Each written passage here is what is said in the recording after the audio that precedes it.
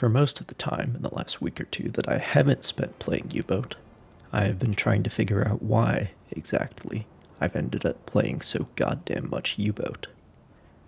The easy explanation for this would be the subject matter itself. Indeed, I usually only get into complex strategy or management games if they depict a history or fiction in which I already maintain a deep-seated interest. It's just not worth learning all the systems if I don't already care. U-Boat, of course, is precisely pointed at a particularly underserved facet of my appreciation for naval history. All that interest really needed to do here, though, was get me to start playing. Once I understood what this game was trying to teach me, I was sold on the gameplay as well as the history. It would be wrong, however, to separate those two. Like the uniquely and literally diesel punk aesthetic identity, the gameplay systems draw their strength from a faithful recreation of history. I did not realize, until I played U-Boat, just how well suited this subject matter is to a survival sandbox / management sim / strategy / stealth format. If this game breaks genres, that is also due to its attempt at faithful history. Just imagine skippering a U-Boat semi-independently in the North Sea or North Atlantic. You have orders to go to an area and try to sink enemy ships, but how you go about that is largely up to you. You have a crew that knows what it's doing, but needs supervision and management. Your diesel will last you 16,000 kilometers or so, depending on how fast you want to go. You can submerge and run on battery power, but only at half the speed and only for a few hours. You have limited stores of food and spare parts. You have limited ammunition for the 8.8 centimeter deck gun that can take on, at maximum, an Isles or Flower-class corvette. And finally, you have just 14 torpedoes that must be used wisely.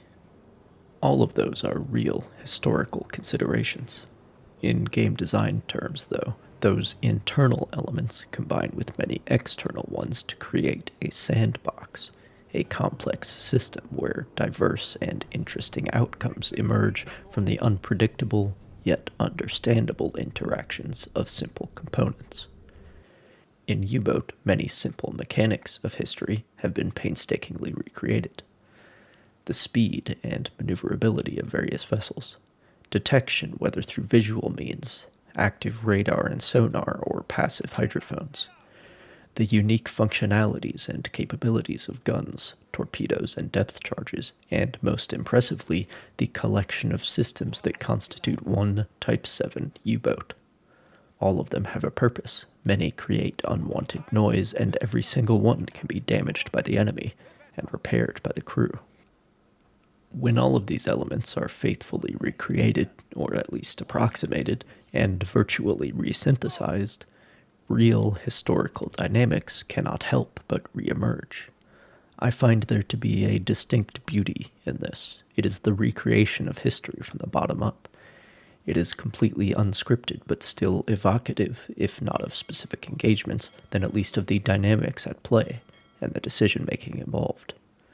The decisions that confront a U-Boat skipper, deciding when, where, and how to engage, deciding when it's worth burning the extra fuel to move faster, deciding, as was done historically, that squirrely destroyers are a waste of good torpedoes that would be better off fired at the sluggish merchant ships they escort, coming to prefer areas shallower than crush depth to facilitate bottom sitting and to stop the boat from sinking below. Crush depth. Learning to set up perpendicular torpedo impacts so the contact detonators actually work. Learning, with time and experience, when to push your luck and when to disengage.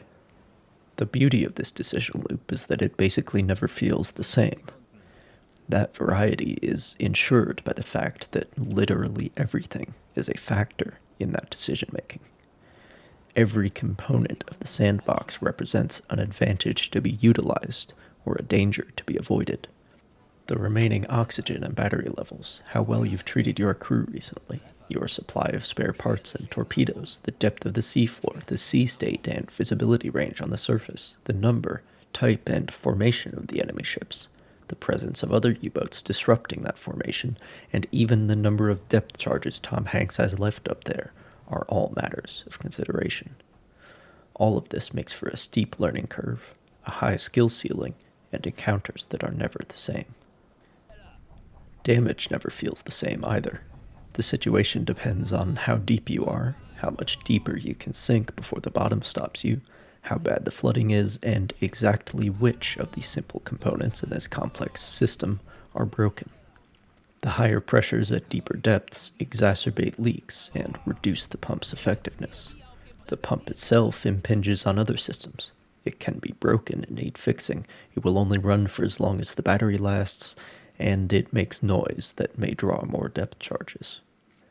The external pressure also dictates which of the compartment hatches will be able to hold if you choose to compartmentalize damage, potentially sacrificing crew to save the ship. The emergent predicaments here are quite varied. I once found myself sitting on the bottom, half flooded out with damage that would have proven fatal in a deeper area.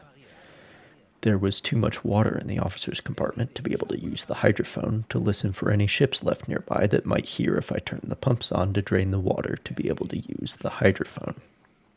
That's what I mean by an emergent predicament, a unique situation arising from, again, the complex interactions of simple systems. If the example I gave there seems a bit implausible, then I can add to that impression by telling you that I actually was able to tell if anyone could hear the pump running because of this handy detection meter. While neither diegetic nor historical, this meter actually represents another of U-Boat's strengths.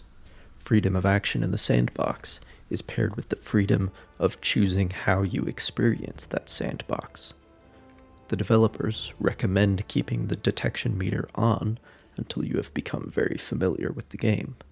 They allow you to change the enemy AI difficulty, as well as the steepness of the economy and crew morale systems. They also allow you to just turn off the food management system, which I very much appreciate. And when it comes to damage control, the developers make an interesting observation. Any of these 3 damage severity settings, they say, could be the most accurate. It is impossible to know.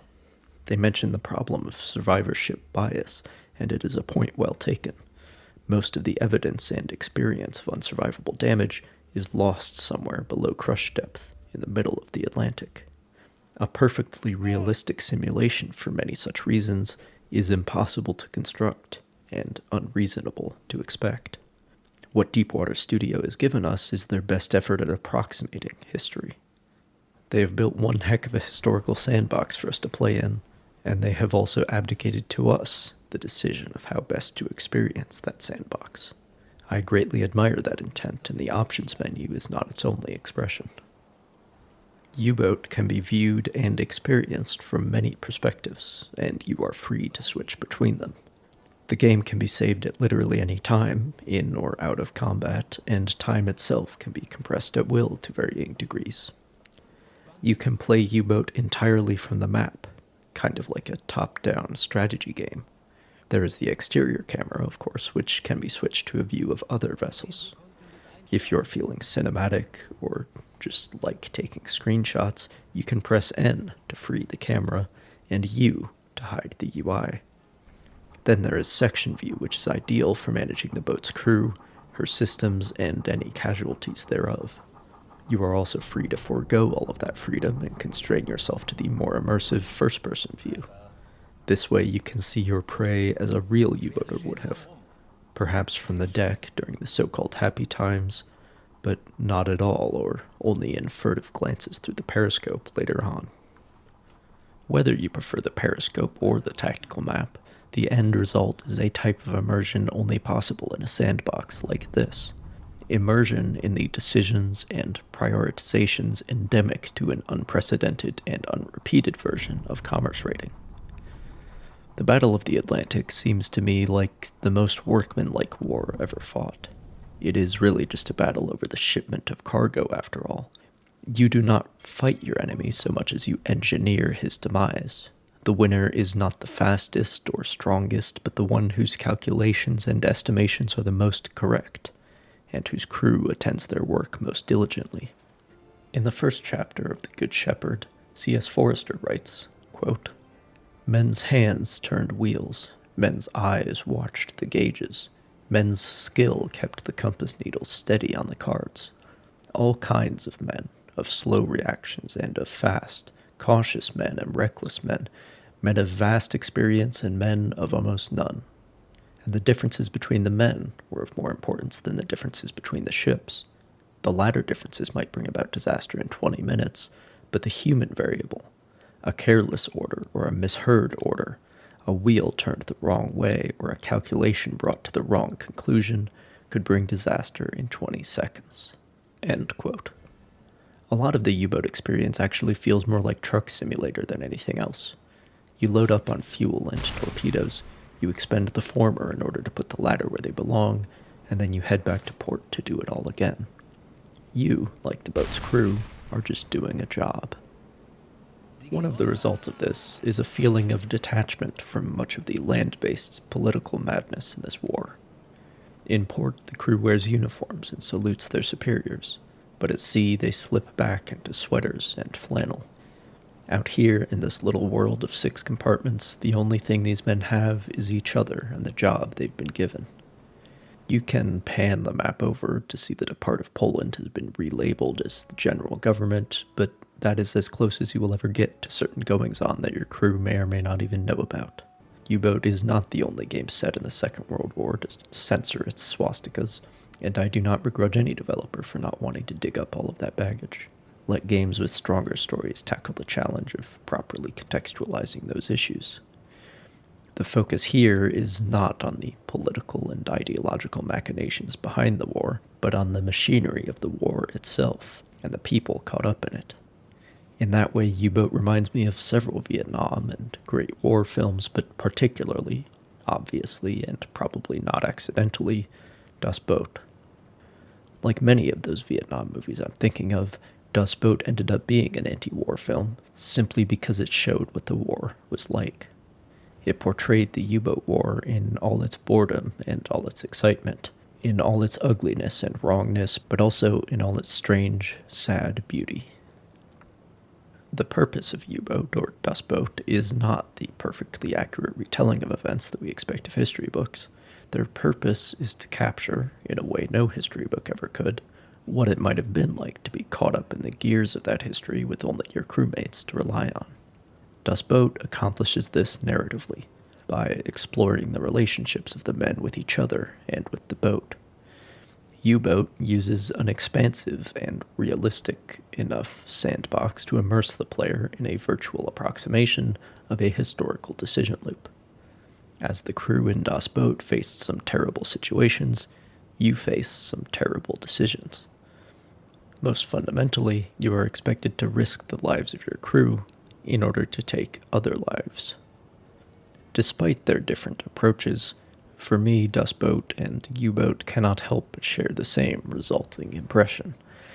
It is one powerful, fundamental realization. There, but for the grace of God, go I.